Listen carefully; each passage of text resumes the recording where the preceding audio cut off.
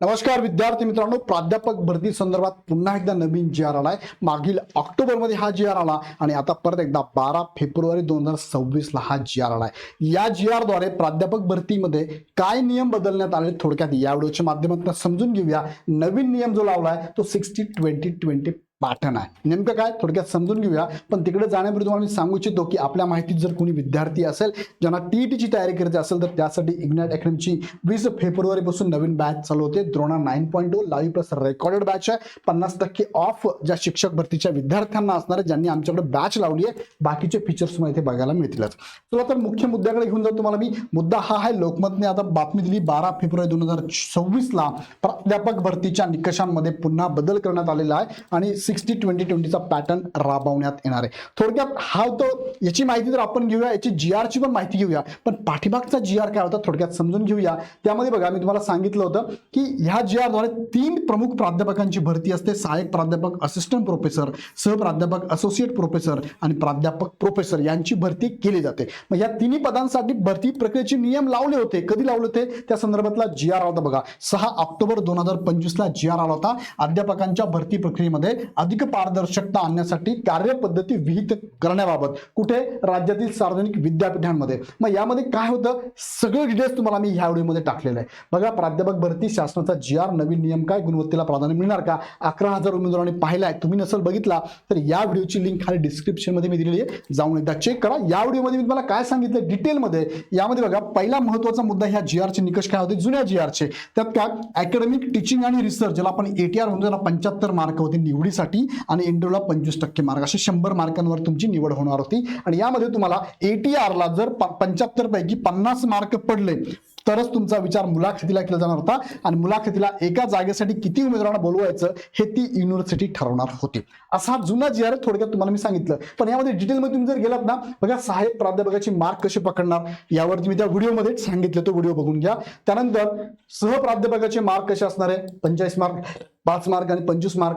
त्यानंतर इथे प्रोफेसरचे मार्क 40, 5 आणि 30 कसे असणार आहे। त्यानंतर इंटरव्ह्यू कसा होणार आहे, त्याचा रिमार्क काय असणार आहे ते पण मी त्या व्हिडिओमध्ये सांगितलंय। त्या व्हिडिओची लिंक खाली डिस्क्रिप्शन मध्ये आहे, एकदा बघून घ्या। आणि आता नवीन जी आर आलाय 11 फेब्रुवारी 2026 चा, ज्यामध्ये सांगितलंय की उच्च व तंत्र शिक्षण विभागाच्या अंतर्गत येणाऱ्या राज्यातील सार्वजनिक विद्यापीठांमध्ये अध्यापकांच्या भरती प्रक्रियेमध्ये अधिक पारदर्शकता आणण्यासाठी कार्यपद्धती विहित करण्याबाबत। आता यामध्ये काय बदल करण्यात आले थोडक्यात समजून घेऊया। या बघा हा जी आर आहे, यामध्ये भरपूर सारे बदल त्यांनी केलेले आहेत, पण त्यातले महत्त्वाचे मुद्दे तुम्हाला मी सांगतो।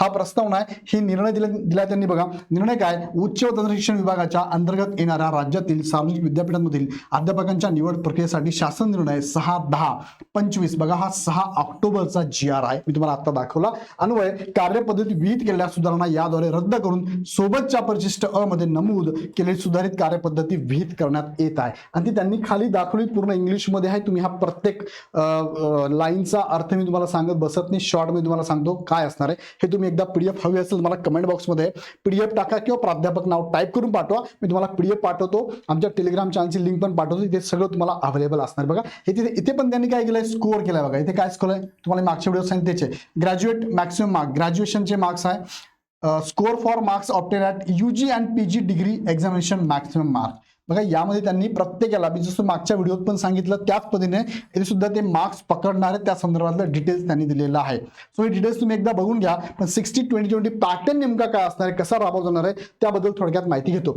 आता हे इंग्लिशमध्ये आहे, तुम्हाला वाटलं याच्यात काही कळलं नाही तर मला कमेंटमध्ये सांगा, डिटेल पण व्हिडिओ मी तुम्हाला घेतो। पण हा बदल नेमका काय असणार आहे थोडक्यात समजून घ्या या माध्यमातून बघा। काय असणार आता 60-20-20 पॅटर्न काय असणार आहे। आता गुणांकांमध्ये हा पॅटर्न लागू होणार आहे, म्हणजे काय, शैक्षणिक व संशोधन कामासाठी 60 गुण असणार आहे। अध्यापन कौशल्य सुद्धा इथे ऍड झाले बघा। हा एक महत्त्वाचा मुद्दा की तुम्हाला अध्यापन कौशल्य सुद्धा तुमचं चेक केलं जाणार आहे। अध्यापन कौशल्याला 20 मार्क आणि मुलाखतीला 20 मार्क असणार आहे। सो हा पॅटर्न आहे।